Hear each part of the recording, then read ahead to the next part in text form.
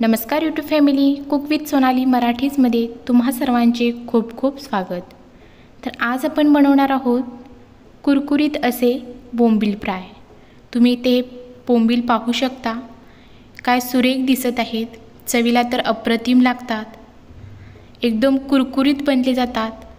ही कुरकुरीत बनवण्यासाठी काही टिप्स मी तुम्हाला पुढे सांगणार आहे, त्यामुळे संपूर्ण रेसिपी कुठेही व्हिडिओ स्किप न करता तुम्ही ते पहा, म्हणजे तुम्हाला समजून जाईल।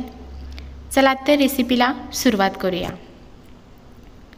इथे मी बोंबील घेतलेले आहेत।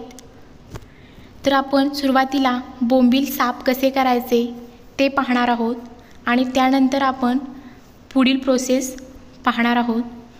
तर तुम्ही इथे पाहू शकता, सुरुवातीला मी ते एक बोंबील तुम्हाला साफ करून दाखवणार आहे।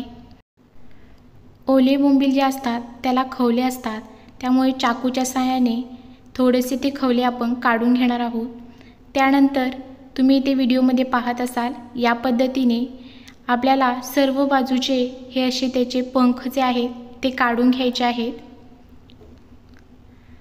सर्व पंख जे काढल्यानंतर आपण याचे डोके कसे कट करायचे ते पाहणार आहोत। तर इथे मी सर्व बाजूचे पंख काढून घेतले। आता डोक्याकडच्या भागाला असा तिरकस कट मारून आपल्याला हा भाग कट करायचा आहे। तुम्ही ते पाहू शकता, या पद्धतीने जर आपण कट केलं तर अगदी व्यवस्थित तो बोंबील साफ होतो। आता आपण याला फ्राय करण्यासाठी अगदी मधोमध आपल्याला हा बोंबील कट करायचा आहे। शक्यतो हे बोंबील किंवा इतर जे मासे आहेत ते कट करण्यासाठी असा धारदार चाकूचा वापर करा। तर तुम्ही ते पाहू शकता, असा बरोबर उभा आपल्याला हा बोंबील कट करून घ्यायचा आहे, जेणेकरून तो आपल्याला फ्राय करायला तयार होईल। तर इथे पहा, या पद्धतीने आपल्याला सर्व बोंबील साफ करून घ्यायचे आहेत। चला तर आता पुढची स्टेप पाहूया। तर इथे मी सर्व बोंबील असे व्यवस्थित साफ करून घेतलेले आहेत।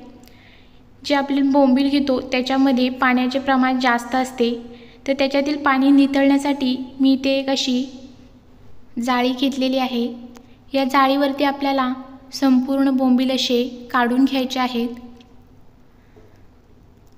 असे हे बोंबील संपूर्ण या जाळीवरती काढल्यानंतर ह्याच्यावरती एक वजनदार काहीतरी वस्तू ठेवायची, जेणेकरून यातील सर्व पाणी निघून जाईल। तर तुम्ही ते पाहू शकता, मी याच्यावरती असं वजन ठेवलं होतं, त्याच्यामुळे याच्यातील बऱ्यापैकी पाणी निघून गेलेलं आहे। आता हे सर्व बोंबील पुन्हा एकदा मी ते ताटामध्ये काढून घेते। ही स्टेप खूप महत्त्वाची आहे, कारण जर ही स्टेप फॉलो केला तर आपले जे बोंबील फ्राय आहेत ते एकदम कुरकुरीत बनले जातात। कारण हे बोंबील आतून असे मऊसूत असतात, त्याच्यामुळे ते बिलबिलीत लागतात फ्राय केल्यानंतरही। त्याच्यासाठी ही प्रोसेस आपल्याला करायची आहे। तर तुम्ही ते पाहू शकता, सर्व बोंबील मी एका ताटामध्ये काढून घेतलेत। आता याच्यामध्ये 1 चमचा आलं लसूण पेस्ट घातले, चिमूटभर हळद घातले, चवीनुसार मीठ, त्याचबरोबर चवीनुसार लाल तिखट घातले। आता हे सर्व मिश्रण व्यवस्थित मिक्स करून घेऊया, जेणेकरून सर्व बोंबील व्यवस्थित या मसाल्यामध्ये कोट होतील। तर आता दुसरीकडे फ्राय करण्यासाठी मी एक 1.5 वाटी रवा घेतलेला आहे। त्याच वाटीने मी ते अर्ध्यापेक्षा जास्त असे मी ते तांदळाचे पीठ घेतलेले आहे। त्याचबरोबर चवीनुसार लाल तिखट, चिमूटभर हळद आणि चवीनुसार मीठ घालून सर्व मिश्रण व्यवस्थित असं मिक्स करून घेऊया।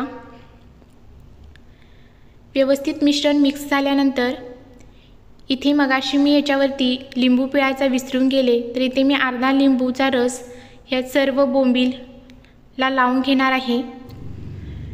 दुसरीकडे गॅसवरती तवा गरम करून घेतला आहे, त्याच्यामध्ये तेल घालायचं आहे आणि तेल छान कडकडीत गरम करून घ्यायचं आहे। आता आपण बोंबील फ्राय करण्यासाठी घेऊया।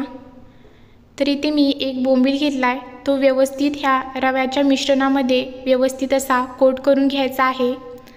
आणि इकडे आपलं तेलही गरम झालेलं आहे, त्याच्यामध्ये हे सर्व बोंबील या पद्धतीने आपल्याला हे तेलामध्ये सोडायचे आहेत आणि गॅसची फ्लेम मोठी आणि मीडियम अशी ठेवत आपल्याला हे कुरकुरीत होईपर्यंत सर्व बोंबील व्यवस्थित फ्राय करून घ्यायचे आहेत।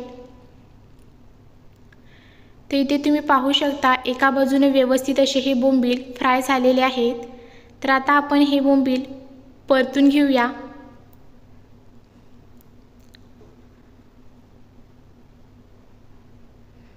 याच पद्धतीने दोन्ही बाजूने आपल्याला कुरकुरीत होईपर्यंत सर्व बोंबील फ्राय करून घ्यायचे आहेत। इथे तुम्ही पाहू शकता कुरकुरीत असे बोंबील फ्राय तयार आहेत। याच पद्धतीने आपल्याला संपूर्ण बोंबील फ्राय करून घ्यायचे आहेत। इथे मी संपूर्ण बोंबील फ्राय करून घेतलेले आहेत। रेसिपी आवडली असेल तर चॅनलला सबस्क्राइब, लाईक आणि शेअर करा। व्हिडिओ आवडला असेल